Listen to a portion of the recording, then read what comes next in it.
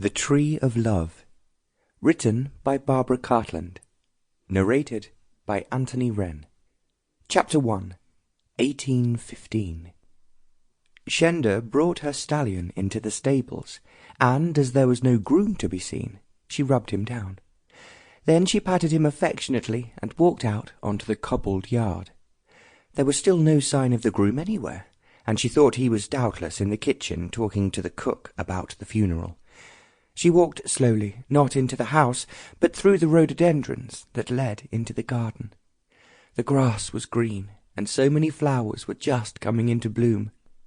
The birds were singing cheerfully overhead, but all Shenda could think about was that this was the end of her life as she knew it, the end of her home, the only one she had ever known.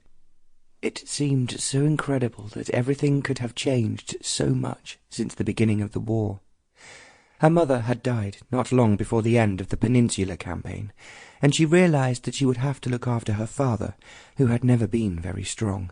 He had always relied on his wife for everything. Nobody could have dreamt that Lady Linbury, who had always been the spirit and inspiration of the whole county, could have died so suddenly. It was after an exceptionally bitter winter, and she had always been weak where her lungs were concerned. When she caught what was in fact a very bad attack of pneumonia, she refused to take her bed.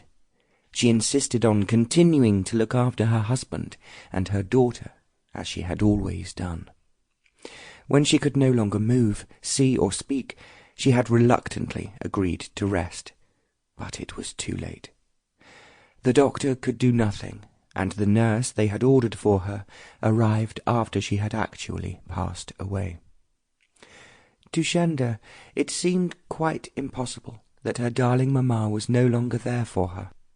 Everyone had always turned to her for help and advice, as she had always been an incredible tower of strength, not only to Linbury House, but also to the estate that had been in the family for generations. Now she was gone, and her loss would cause a great hole in the fabric of the place. Lady Linbury's system was old-fashioned in very many ways, but what did that matter?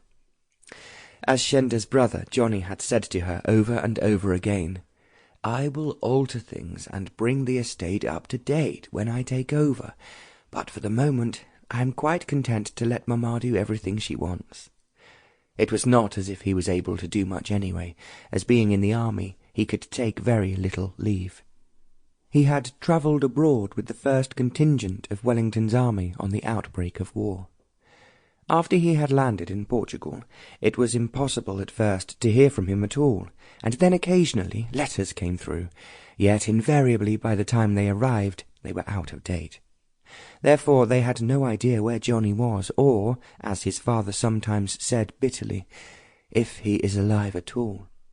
Shenda had written to him when their mother died, but it was 2 months before she received an answer. When Johnny learnt of his mother's death, he was, as Shenda expected, terribly upset by the news. "What will we do without her?" he wrote. "She was always the life and soul of the family, and I cannot imagine how you and Papa will cope now she is no longer there." It was exactly what Shenda was thinking herself. She could only write back to him and tell Johnny they were doing their best, so that when he did return he would not be disappointed. Then the Battle of Waterloo came, and the whole of the country was in a wild state of excitement at the victory. But Johnny was one of those thousands of English soldiers who would never return.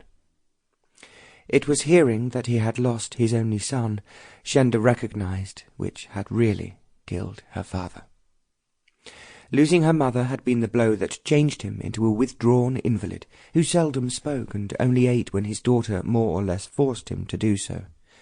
Shenda had always known her father was frail, but then one morning when the servant who usually called him came hurrying to her room, she knew, as she heard his footsteps in the corridor, what he had come to tell her.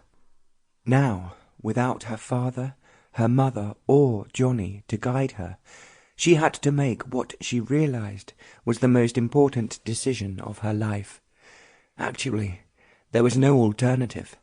She had to do what her father had told her to do. Sample complete. Ready to continue?